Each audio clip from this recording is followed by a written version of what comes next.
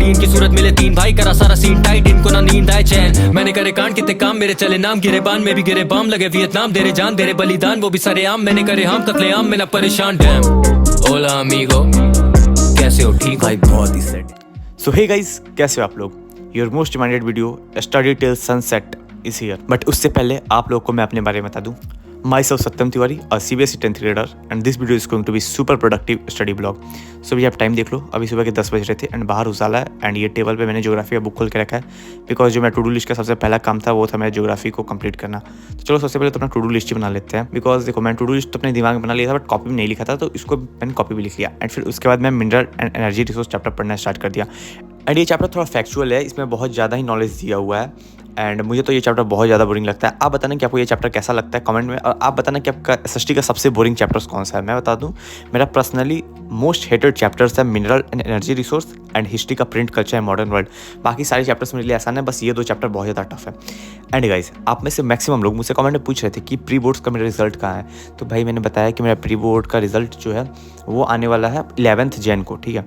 तो इसलिए मैं अभी आपको नहीं बता रहा हूँ बिकॉज अभी मुझे पता है रिजल्ट मेरा, मुझे मैक्सिमम सब्जेक्ट्स के रिजल्ट पता है बट मैं अभी बता नहीं रहा हूँ बिकॉज रैंडम गेस ऐसे क्या कर रहा हूँ। टीचर ने मुझे बताया कि तुम्हें इतने आए मार्क्स इस सब्जेक्ट में, बट नहीं बता रहा मैं बिकॉज जब रिजल्ट हाथ में आ जाएगा कंफर्म हो जाऊंगा एक बार फिर बता दूंगा। नहीं तो मालूम चले आपको मैं ज़्यादा बता दूं या कम बता दूं एंड रिजल्ट में अलग ही आ जाए, इस वजह से मैं आपको भी बता नहीं रहा हूँ क्योंकि टीचर पे भी मुझे गारंटी नहीं है कि टीचर भी सच ही बोल रहे हो।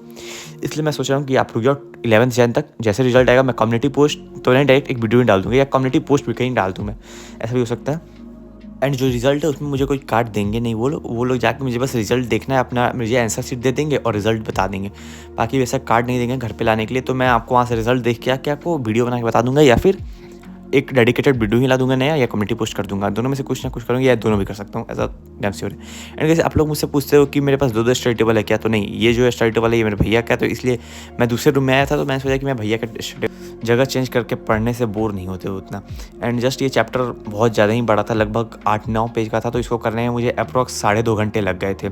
हाँ, मिडिल से स्टार्ट करने के बाद ऑलरेडी तो मैंने जितना पढ़ा था फिर उसके बाद पढ़ने के बाद भी मुझे उतना टाइम लग गया यार।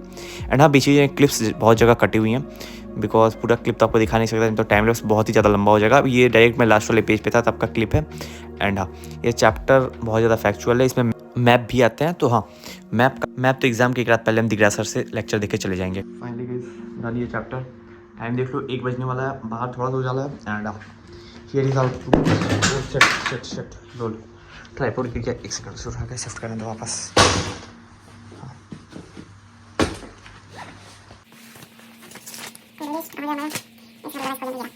चलो तो क्या कहते हैं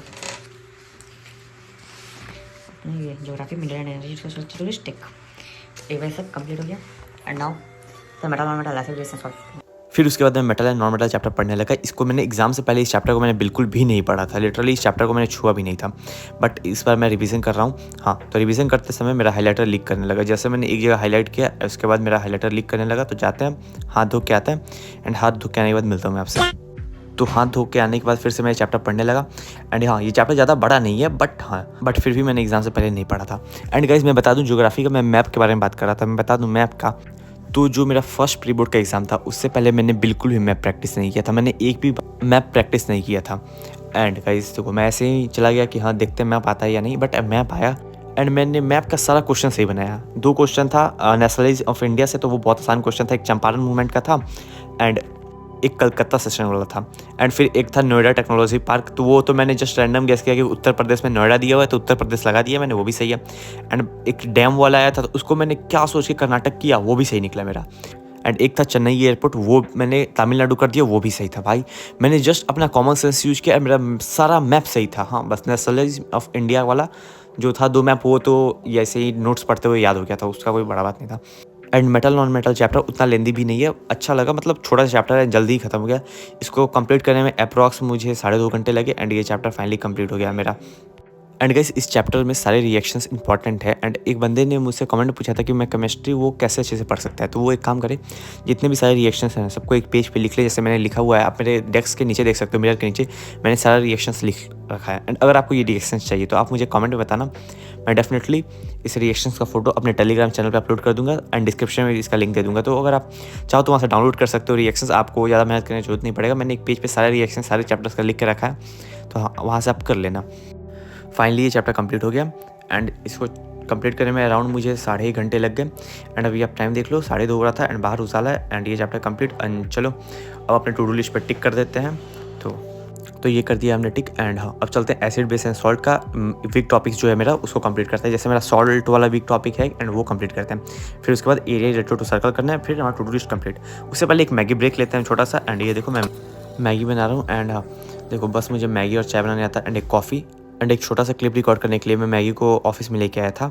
एंड अनफॉर्चुनेटली उसमें से जो ग्रेवी है उसका मेरे टेबल पे गिर गया, अब उसे साफ़ करना पड़ेगा। तो चलो अब मैगी को तो हम ऑफिस में बैठ के खाएंगे नहीं, चलते हैं टीवी देखते हैं एंड इसे साफ़ करते हैं। तो देखो खाते हुए मैं तारक मेहता का उल्टा चश्मा देख रहा था। आप बताना आप देखते हो या नहीं तारक मेहता का उल्टा चश्मा, एंड इसके ओल्ड एपिसोड तो मेरे फेवरेट है।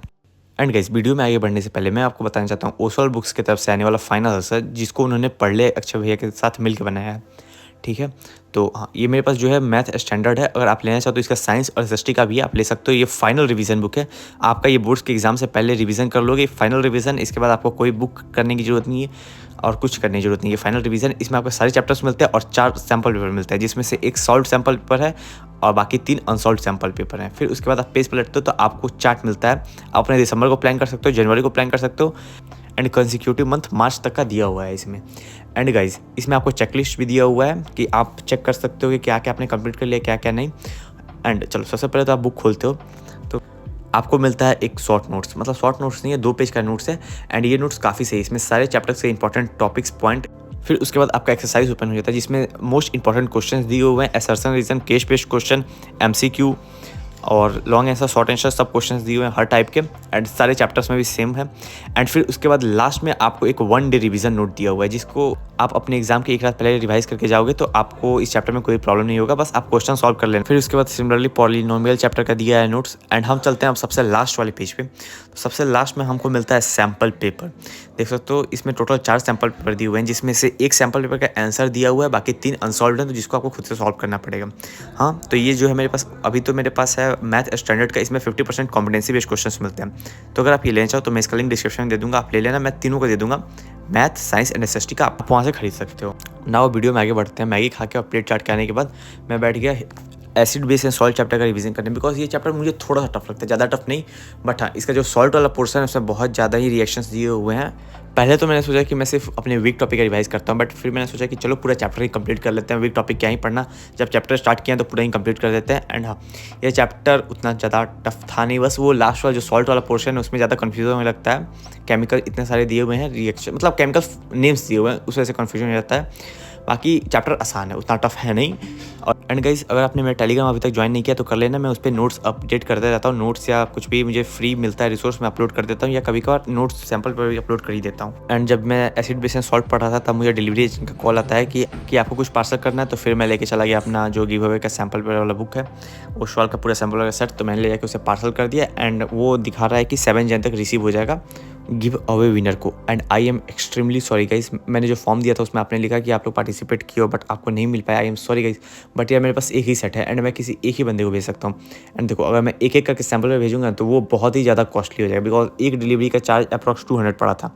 मैंने बिहार से झारखंड जो भेजा ये पार्सल, उसका चार्ज अप्रॉक्स 200 पड़ा था। तो गाइस ऐसे करते एक बुक भी भेजता तो उतना ही कॉस्ट लगता है, एंड 2-4 भी भेजता तो उतना ही। तो आप समझ रहे हो मुझे पूरा सैम्पल पेपर का कॉस्ट लगभग 1-2 हज़ार तो लगे, 1 हज़ार तो लग जाता मुझे पूरा सैम्पल पर एक बुक करके भेजता। तो इसलिए मैंने सोचा कि एक बार में पूरा सेट ही गिव अवे कर देते हैं।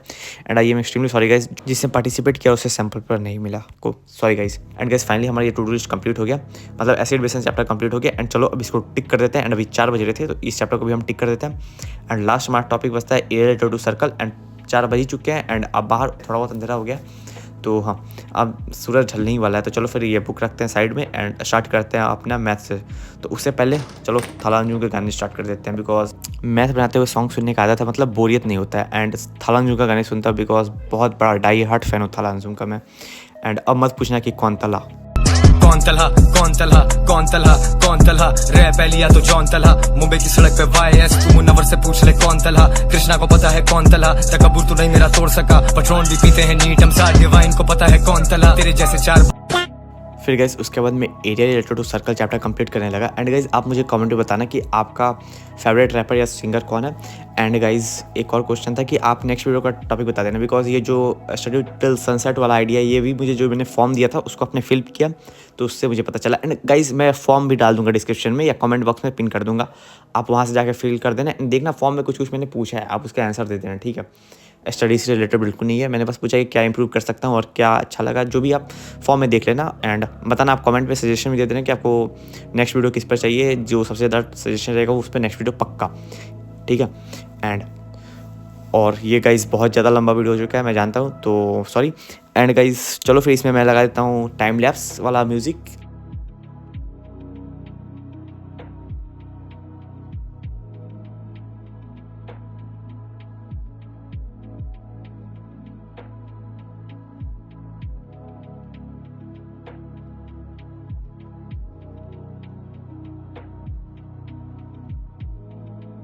फाइनली डन, ये चैप्टर खत्म और ये खत्म। एक से ज़्यादा एग्जाम्पल थे नहीं उसमें, 5 बजने वाले हैं, बाहर थोड़ा थोड़ा जाना है।